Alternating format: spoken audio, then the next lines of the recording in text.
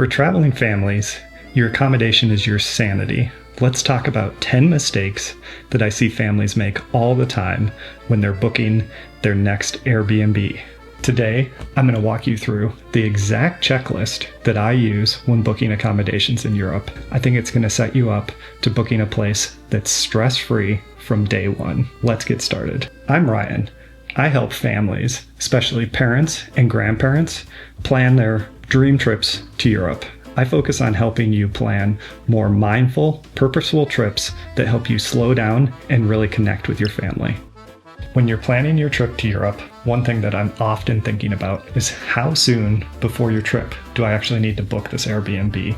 And a sweet spot is about 4 to 6 months before your trip.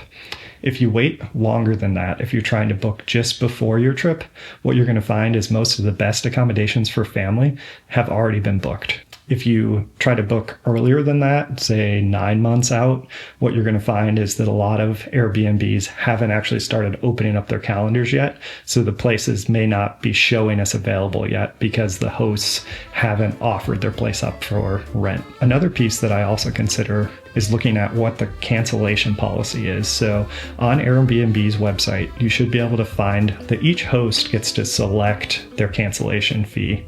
So in there, you can often find that places may be fully refundable, non-refundable, or partially refundable. So if you're debating between two places, if they look somewhat similar, I'm always going to look to try to book the ones that have more flexible cancellation policies. So keep that in mind. Make sure to look at that on Airbnb's website. My next tip is focused on the reviews that you can find on Airbnb's website. I actually think this is kind of a superpower of Airbnb. It's something that I really love about the platform. Now, one mistake that I see people make is that they often will look at just the positive reviews, and I make sure to not ignore the negative reviews. So we've stayed in a few places that maybe a negative review says, not as clean as I would like. And in the past, I've kind of ignored those and not really taken a lot of weight to that. But if you see an issue that's repeated in the reviews over and over again, I'd really take that to heart and consider if that's a place that you want to stay.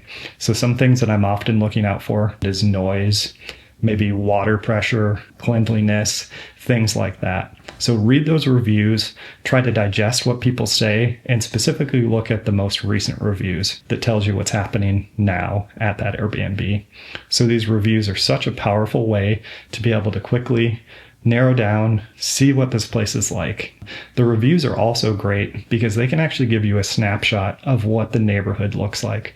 Oftentimes people will talk about if they feel safe in this neighborhood. Traveling as a family, you want to make sure that you're staying in a place that's safe and family friendly. You can also often find in these reviews if the accommodation is close to public transit, if there's grocery stores nearby. People will talk about the restaurants that they loved that were near the Airbnb.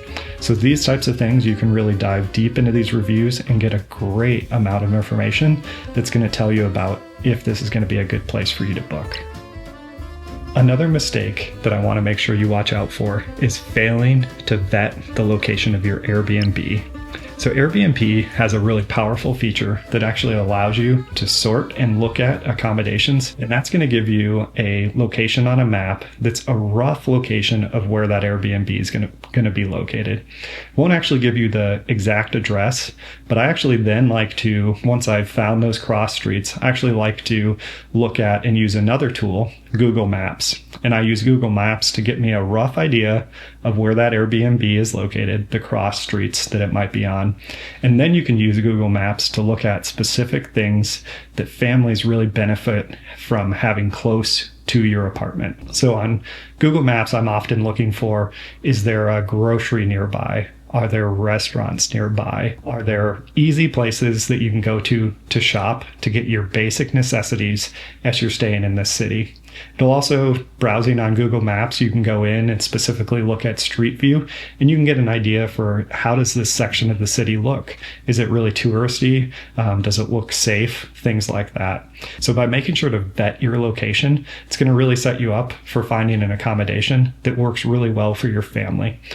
Specifically, if you have younger kids, you may want to make sure that you find a place that's close to a park with a playground, things like that. So make sure you're using those tools that Airbnb builds right into their website.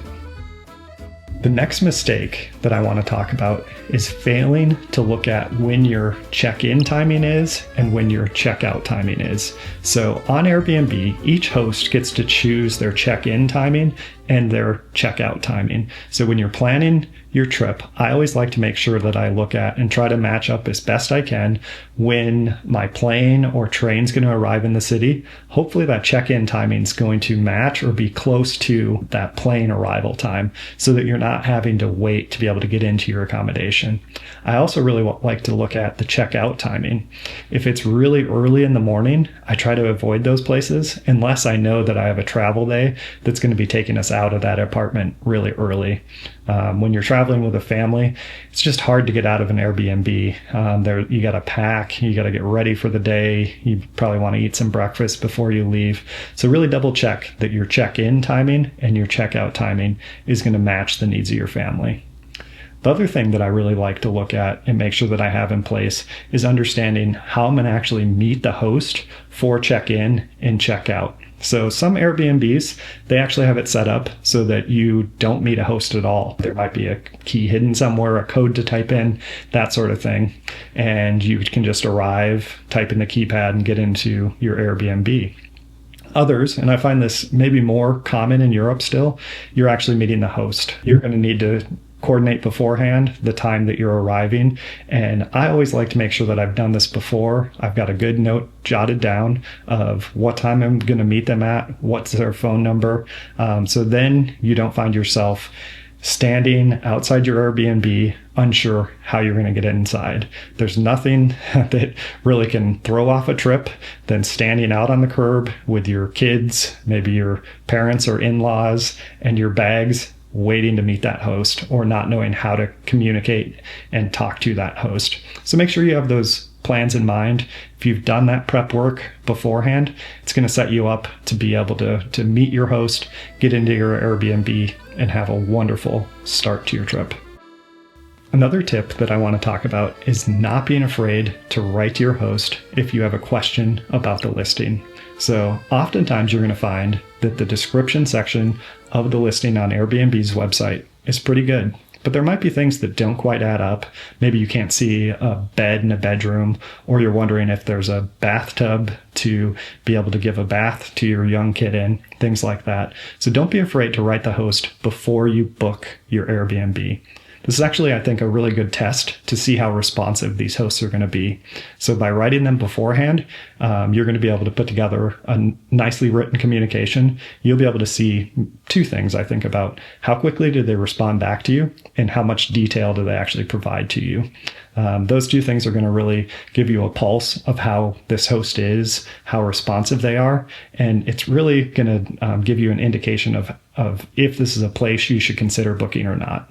So you're going to find different Airbnbs have different levels of accommodation. So one thing I often like to ask is the kitchen stocked with plates and cups? Does it have a dishwasher? Does it have basic necessities like salt and pepper? Or am I going to have to go out and buy those sorts of things? Another thing I like to ask is, does it have a coffee maker? Is coffee included? Things like that. Those are little things that can help set you up for a great stay at the accommodation.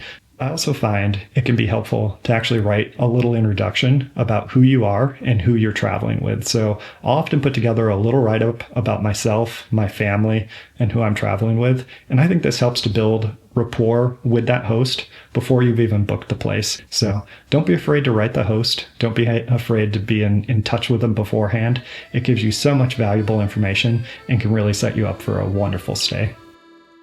Another mistake to avoid is not reading the full description of what amenities are included in your Airbnb. So specifically, a few things that I'm always looking for is, does the apartment have a washing machine and also ideally an air conditioner? So if you're traveling with a family, I think a washing machine is a really key piece to have in your apartment because that's going to allow you to travel with less clothing, less gear. And I think when you're traveling as a family, by being able to pack less and do laundry on your trip, it's going to be a huge benefit. It's going to be a huge sanity saver as you're moving from one city to another. Another thing that I also like to look for, you're not going to find this in all Airbnbs in Europe, but if you book early enough, you can find some places that actually have an air conditioning. And that can be such a nice thing, especially if you're traveling in Southern Europe during the summer months. So keep an eye on those amenities. You should be able to find those in the description written up on the Airbnb's website.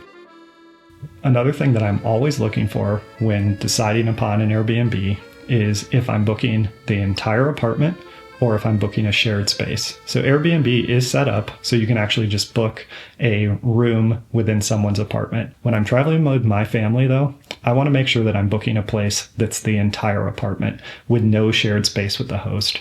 So you should be able to easily find that on Airbnb's website, but just make sure you've checked that. You want to make sure you're booking in a place that's your own private place without any shared communal spaces. Another mistake that I want to talk about is making sure that you book an Airbnb that has enough space for your family. So specifically, you want to make sure that you're booking the Airbnb that has enough bedrooms for the number of people that you're traveling with. So something that's going to make it so much better for your trip is that you make sure that you book a place that has bedrooms for your kids that have doors that close. What that's going to allow for you is to have, the kids go to bed at night and be able to close their doors, and then you can actually have some time to relax and unwind in the living room, things like that. So some of that information you're going to find in the description of the Airbnb. But another thing that I also like to look at is really looking through the pictures that host provides to you. So by looking through the pictures, you can often determine what does the beds actually look like in these rooms? What does the bathrooms look like in these spaces? Things like that. So really go through those pictures, go through that description, and make sure that this apartment meets all of your needs. This gets back to really making sure that you do communicate with that host. Write them questions. If you don't see one of the bedrooms, if you don't see one of the beds, write the host, ask them about them. And that's going to really set you up to have a much better stay when you have a full picture of what the space is going to actually be like.